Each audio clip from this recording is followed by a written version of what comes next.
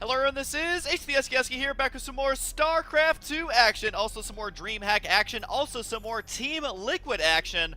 And when I say Team Liquid action, I mean there's a lot of Team Liquid going on in this game. Down in the bottom left side, it is going to be LiquidHero, and up on the top right side, it is going to be LiquidTaeja.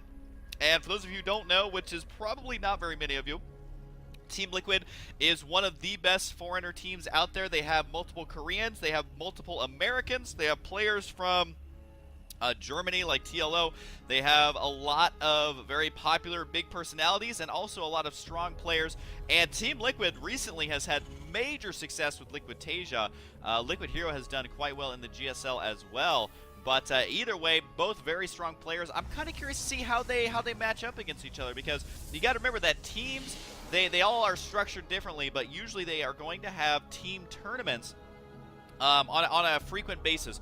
These are basically just internal tournaments as for an internal ranking to see who's kind of the best on the team, etc., etc. And I'm kind of curious. We're kind of catching a glimpse here of a little bit of a rivalry. It's not really a rivalry, but team rivalry, I guess you could say.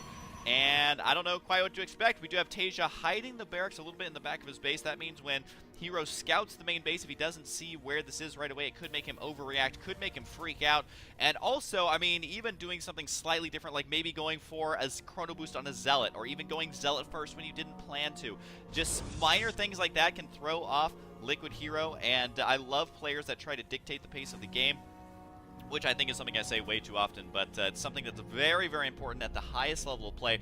We kind of saw a lot of that in the Huck versus Stefano games I was just casting, because, you know, they were basically trying to metagame each other the entire time. Is the probe going to spot it right away? Nope, not quite yet. And he may not. He does need to scout around the base, though. And unfortunately for Hero, he doesn't know where this barracks is going to be at. And so far, it seems like he doesn't really care where it's at here, as he's going to scout down here, realize that it's not there either. And, I mean, really, what do you do as Protoss here? Because you don't... A Terran player can place this building anywhere.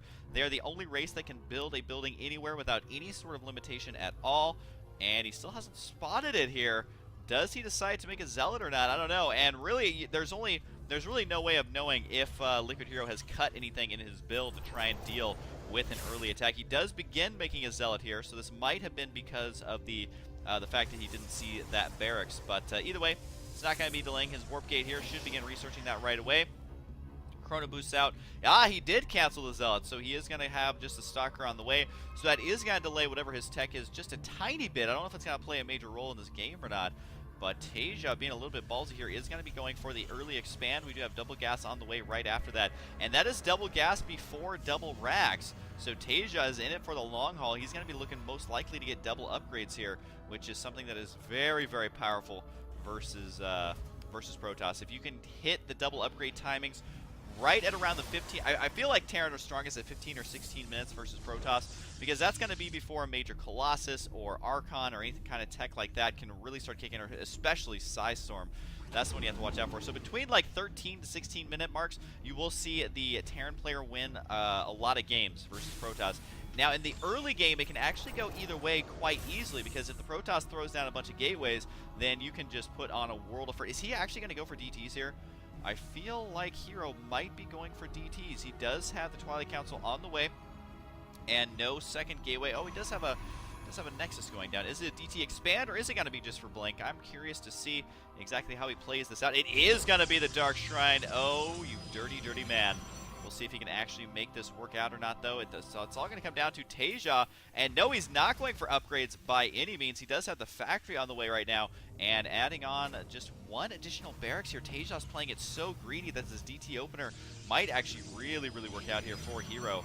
He does have the gateways being added on right now. And remember, you don't need to add the gateways until the Dark Shrine has been building for a while. So make sure you're not delaying the Dark Shrine because of the gateways. Because, look, they take 100 in-game seconds to build. Gateway only takes 65, so a lot less for the gateways there. So we do have still the probes in the gas. He hasn't pulled those, and he is going for hallucination. Oh, you know what he's going to do?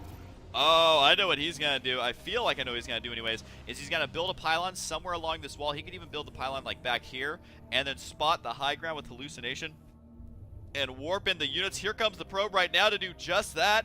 Oh, this build would not work on every map, but it is surely going to work on this map. At least getting those DTs in there will be very, very difficult to stop. I'm curious as to where the pylon actually goes. But the timing of it is a little bit off here. You can see that the Dark Shrine is finishing up. So there's the chrono on Hallucination. So where is his sentry at? Does he have a sentry? He's got to have a sentry somewhere, right? I would imagine so. Yes, he does have one sentry somewhere on the field. There it is at the entrance. Does the Warpin? Oh, did the Marine spot this? No, he didn't. And the Warpin right here should be, yep, just barely enough to grab it, which I think it makes it difficult for Marines to actually kill this from the main base. Here it comes right now. He is going to be warping inside the main base. Is the timing of this delayed, though, because of the opener that Taeja did? Here's the DT saying, hello, what's going on? And Taeja's going to be like, oh, God. Oh, God, no. He does have enough energy for one scan, though, on this command center. Does he have enough for one on the other one? Not quite yet. Not sure what those Marines were shooting there. They're going to be killing off those DTs, and does not get that DT. 2 HP remains. The 2 DTs up here are remaining as well, and he can continue warping in units if he desires to. I don't know if he actually wants to fully commit to this, though. Going for the tech lab there, which means no siege mode anytime soon, and has split these DTs up. If nothing else, he is going to force the scans, but I don't... Wow, those DTs are so slippery and so frustrating. It does look like the missile turret finally getting established there, but more DTs are warping in. The missile turret will not finish. There's the force cancel, and Taeja, GG's out of the game. Oh my God, how many DTs were actually still on the field? 4 DTs, so there were all 4 up here. The add-on, he wasn't going to get stim done. There was no way he was going to be able to clean this one out. What a phenomenal build. Protoss out there, you should use this build versus Terran because getting DTs in their main base is phenomenal. You can actually split up your DTs so that nothing else, it forces them to use scans. Of course, you are going to be very susceptible to early gateway, to early barracks timings, excuse me, like the 3 racks or even 2 racks with 1 with a reactor. You can easily lose to that, but if you're able to get the DTs out, what a just ridiculous build. This was a lot shorter than I thought it was going to be. Taeja, I'm not going to be too happy about that, but hey, man, LiquidHero's saying a win is a win. I don't care whether you're on my team or not. So hope you guys enjoyed, and I'll see you guys in game number 2 next time.